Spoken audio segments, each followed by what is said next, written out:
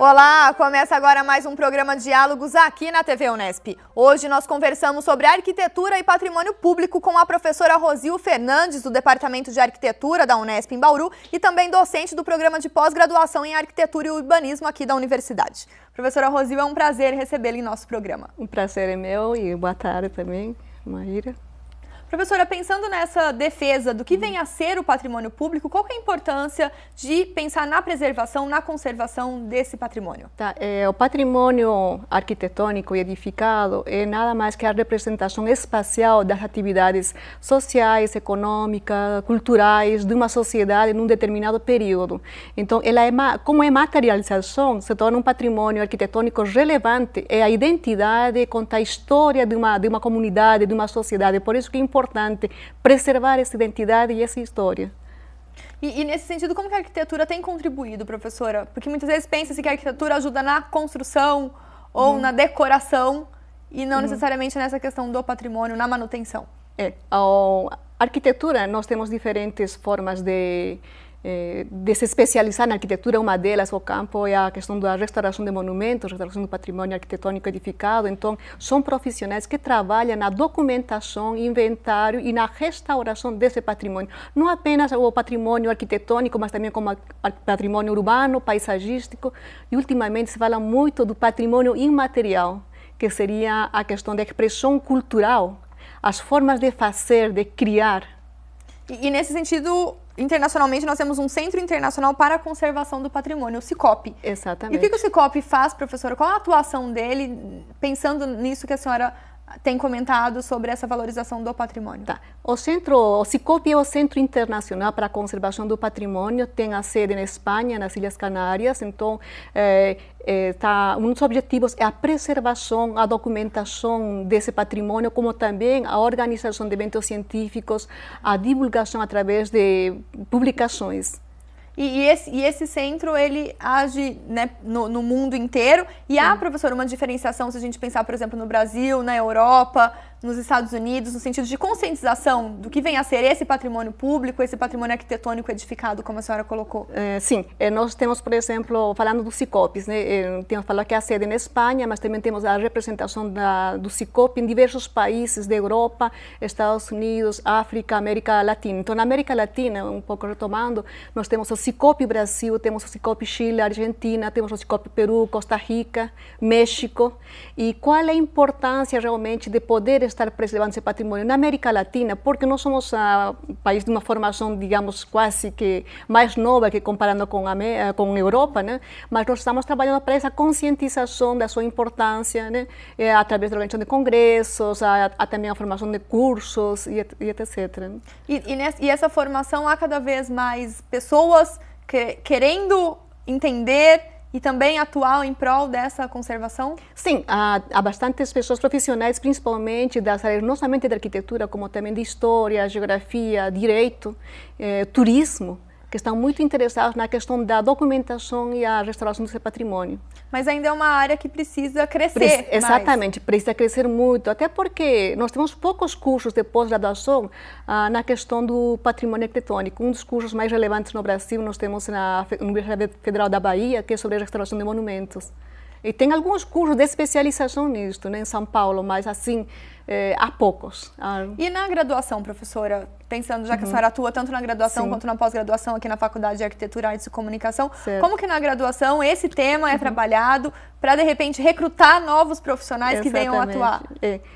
Na graduação em Arquitetura e Urbanismo, a disciplina é Técnicas Retrospectivas, né, que aborda as questões do patrimônio urbano, do patrimônio arquitetônico, sobre a gestão do patrimônio, a documentação, a inventariação desse patrimônio arquitetônico e tentando conscientizar principalmente os futuros profissionais, futuros arquitetos, a considerar esse patrimônio, a respeitar esse patrimônio, preservar esse patrimônio, com projetos, logicamente, de reabilitação, restauração ou de conservação na cidade.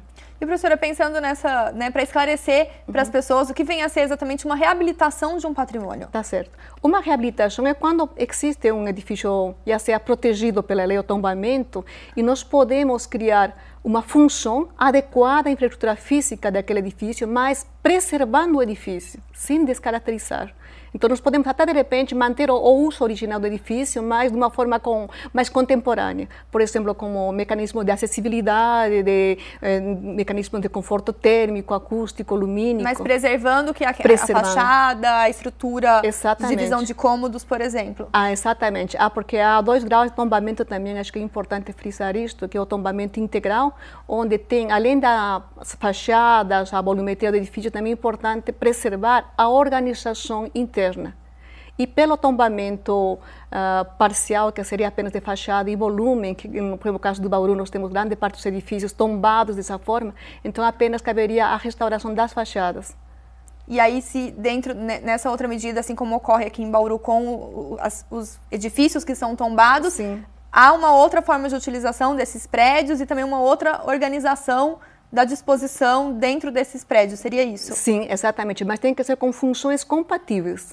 Por exemplo, se um edifício, vamos supor, a estação central, um edifício que foi destinado para uso como o transporte, a administração da companhia, poderia ser, de repente, uma função compatível, um centro cultural. De forma que não distorce. E os órgãos públicos, professora, em conjunto com essa formação que os arquitetos têm dentro da universidade, também no nível da pós-graduação, eles estão atuando em prol disso, de entender, de fazer com que a comunidade entenda essa diferenciação do que vem a ser um tombamento parcial, um tombamento integral, para que haja cada vez mais essa conscientização, que é o foco da nossa discussão? Exatamente. Nós estamos, por exemplo, agora dentro do programa de pós-graduação em Arquitetura e Urbanismo, o programa é recente, começou o segundo semestre do ano passado. Nós temos disciplinas, inclusive, voltadas para essa questão, como a Patrimônio Arquitetônico e Urbano, que eu ministrei o semestre passado, onde temos também a questão da conscientização, a formação complementar dos arquitetos, dos profissionais interessados para a preservação do patrimônio. Então, conscientizá-los primeiro de quê? Porque é importante esse patrimônio, né? Como inventariar, documentar e a importância da gestão do patrimônio, porque não é apenas inventariar e documentar, sino há uma gestão por trás que pode estar preservando esse patrimônio, criando mecanismos, por exemplo, de financiamento, incentivos fiscais para a recuperação desse patrimônio. Também desse prédio. Exatamente. Então, o papel fundamental é a gestão pública. E a gestão pública hoje, ela está preparada para isso, professora? Eu diria que não. Infelizmente, em Bauru, eu já participei fui membro do CODEPAC. Realmente, que é o Conselho de Defesa ao Patrimônio Cultural de Bauru. Exatamente. Então, há poucos profissionais que têm essa formação de preservar o patrimônio. Nós precisamos realmente conscientizar a população que nós temos 2 grandes patrimônios em Bauru, que seria a Estrada de Ferro Noroeste, a Sorocabana e Paulista, que são tombados pelo CONDEFAT. Temos que é o Conselho do Estado de São Paulo? Exatamente. E o Instituto Lauro Souza Lima, que também foi tombado pelo CONDEFAT. Então, nós temos 2 patrimônios relevantes para o Estado de São Paulo. Então, nós devemos preservá-los, reabilitar esse patrimônio. E dentro também nós temos em Bauru algumas edificações assim, ecléticas, art déco ou modernas, que também foram tombadas pelo CODEPAC, que também, sim, teríamos que estar preservando esse patrimônio. Mas, a meu ver, falta, assim, mecanismos de incentivo à população para que possam conservar esse patrimônio, a necessidade de criar mecanismos para uma conscientização, uma educação patrimonial, né? E um pouco mais sobre esse papel do CODEPAC aqui em Bauru e também os desafios que vocês têm na área de pensar para essa preservação do patrimônio, a gente conversa daqui a pouco. Muito bem. O Diálogos vai para um breve intervalo e já volta.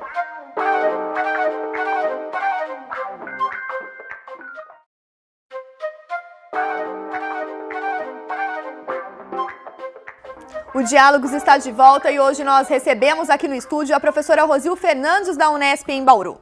Na discussão sobre o CODEPAC, qual que é a atuação do Conselho de Defesa do Patrimônio Cultural de Bauru, nós ouvimos no quadro Ponto de Contato de hoje o Alex Sanches, que pontua os desafios da área.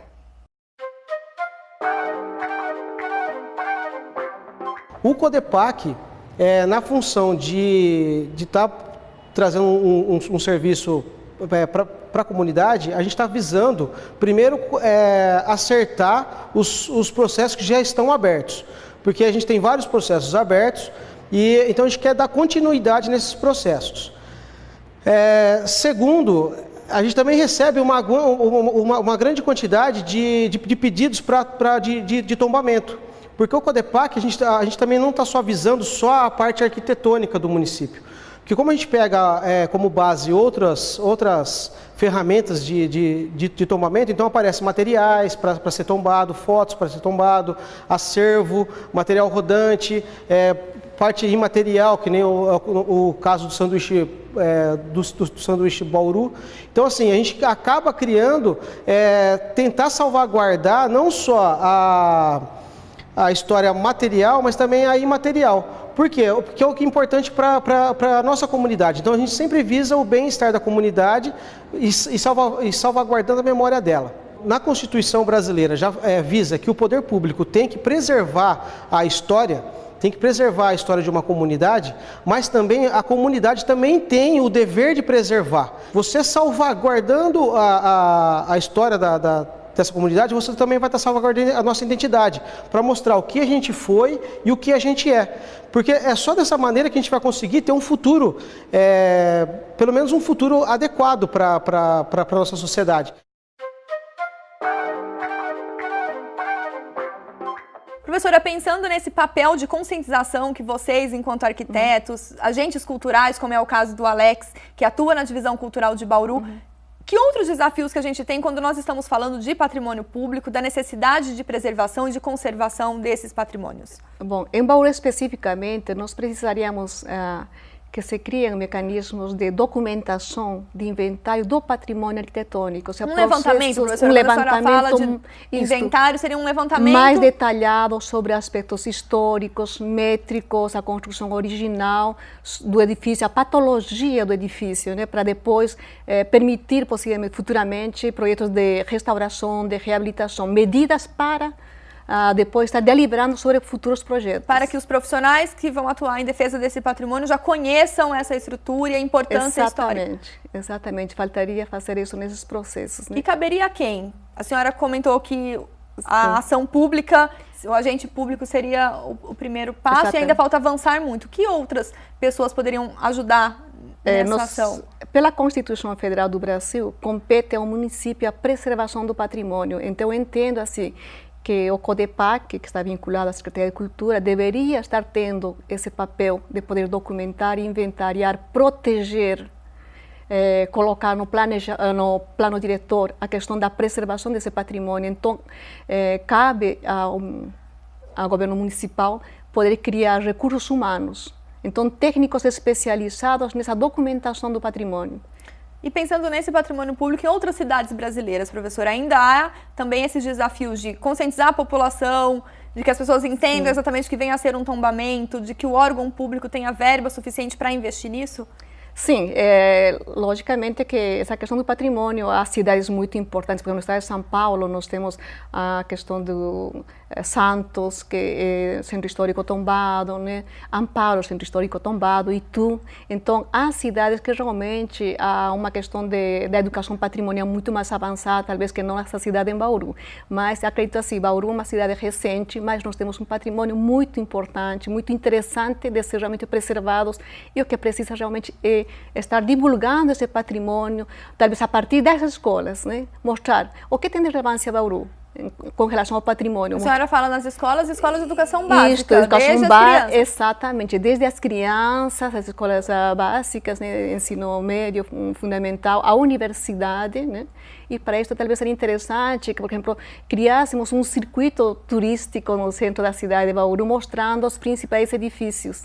A senhora citou algumas cidades que têm esse centro histórico preservado. E qual seria, professora, a diferenciação? Porque essas cidades chegaram nesse nível, Bauru ainda não conseguiu, a cidade de São Paulo também não, e algumas outras cidades no país que também sofrem desse mal de não conseguir preservar o seu patrimônio e ver um pouco da sua história, né, se findando. Então, o que tem as outras cidades que estão preservando o patrimônio, eu acho que assim, a importância que dá ao governo municipal.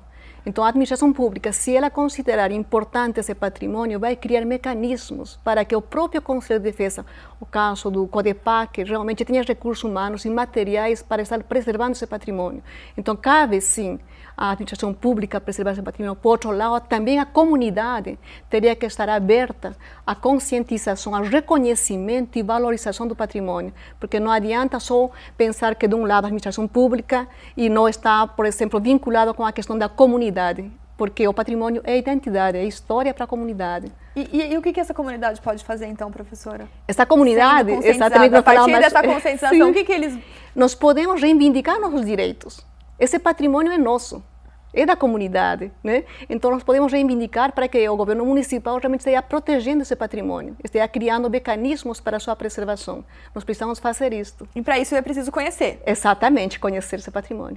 E nesse processo de conhecimento, de conhecer esse patrimônio, a senhora citou as tarefas das escolas. Sim. Então os museus seriam uma fonte, visitação a museus seriam uma porta de entrada para essa discussão. Exatamente. Então seria a partir das disciplinas de história, né, das escolas básicas, poderiam estar visitando um museu onde primeiramente se conhece esse patrimônio que temos mais relevante, como é o patrimônio da F9, Paulista, Sorocabana, o Lauro Museu Sousa Ferroviário Lima, de Bauru, exatamente. Por exemplo. Estar reconhecendo esse patrimônio para depois, de repente, pensar num circuito turístico na cidade e estar sabendo até identificar os tipos de arquitetura que nós temos e por que são relevantes para a nossa cidade. Acredito assim que uma cidade sem memória, sem história, ela realmente não pode ter um futuro. E nesse sentido, pensando no futuro, voltando para uma discussão que nós começamos, a questão do papel da universidade, né? Como que a universidade ela vai atuar nesse processo, tanto na formação desses profissionais de diversas áreas e não apenas da sua habilitação, que seria a arquitetura? Sim, uma das atividades docente é a formação, a educação, mas também, por outro lado, nós temos projetos de extensão universitária, onde realmente estamos trabalhando com a questão da conservação do patrimônio, a identificação, a questão da documentação desse patrimônio. Então, por exemplo, eu estava comandando um projeto de extensão universitária, que é Patrimônio Arquitetônico em Bauru, onde tinha alunos bolsistas que estavam fazendo este papel de inventariar o patrimônio. Num diálogo com o órgão público, professora? Exatamente, tem que ser um diálogo com o órgão público. Então, há projetos de extensão, há projetos de pesquisa que os alunos fazem esse levantamento, mas é importante, acredito eu, que exista um convênio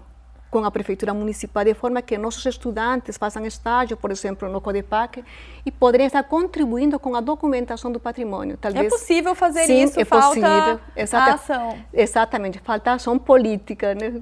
Nesse sentido. E que outras ações, professora, a universidade, além dessa atuação junto com o órgão público, pode atuar nessa questão extensionista, nessa questão formadora? Tá. Outra questão seria realmente a gente estar criando espaços para a divulgação do patrimônio arquitetônico e urbano através da realização de congressos, cursos sobre essa temática do patrimônio. E no próximo bloco, então, a gente comenta sobre o Congresso Internacional que será realizado aqui em Bauru, nessa defesa do patrimônio. Muito bem. O Diálogos faz mais uma pausa e já volta.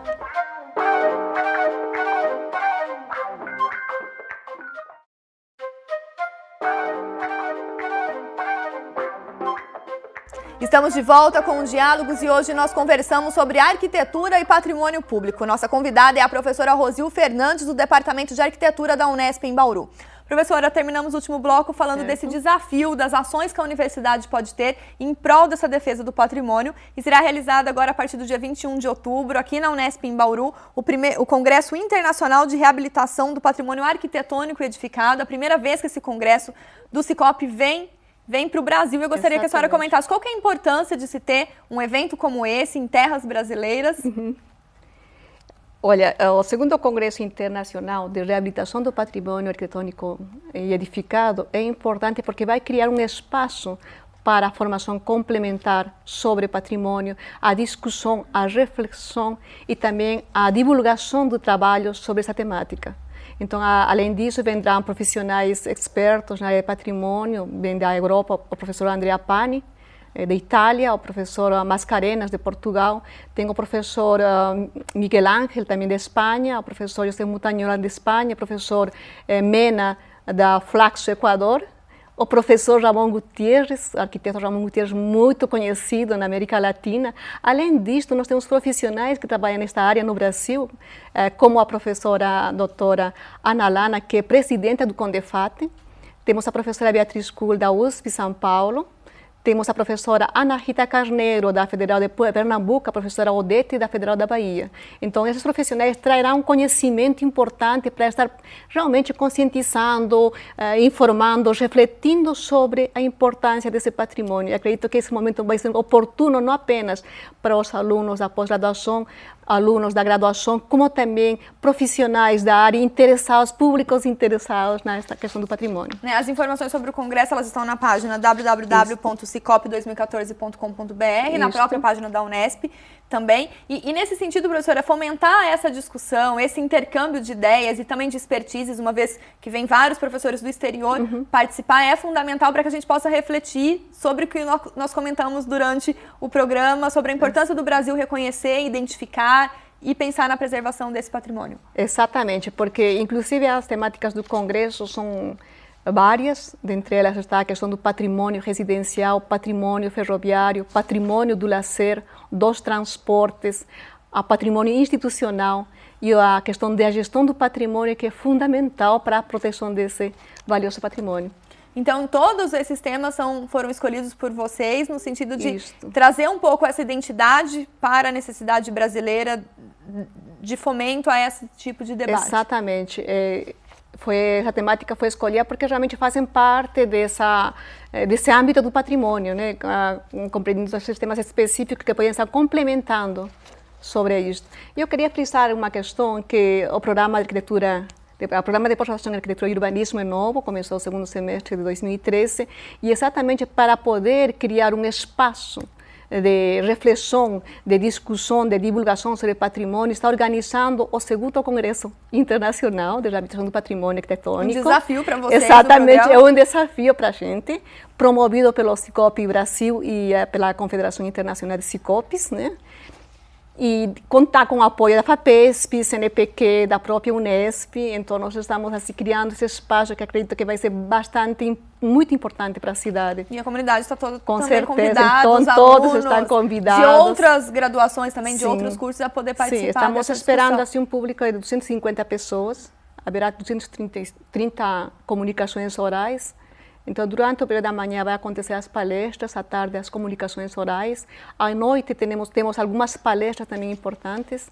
E, além disto, nós estamos organizando umas visitas técnicas também, que vai acontecer sábado e domingo. Então, tem uma visita técnica à arquitetura do café, tem a questão do patrimônio paulista em São Paulo, para quem quiser também conhecer, porque é que vem não somente um público do Brasil, como também da América Latina e da Europa. Então, estamos organizando. Porque é muito importante sair desse muro da universidade, dessas reflexões que são fundamentais, mas também ir à prática para exatamente promover aquilo que a gente comentou de identificação, de conhecer esse patrimônio. Sim, exatamente, conhecer esse patrimônio.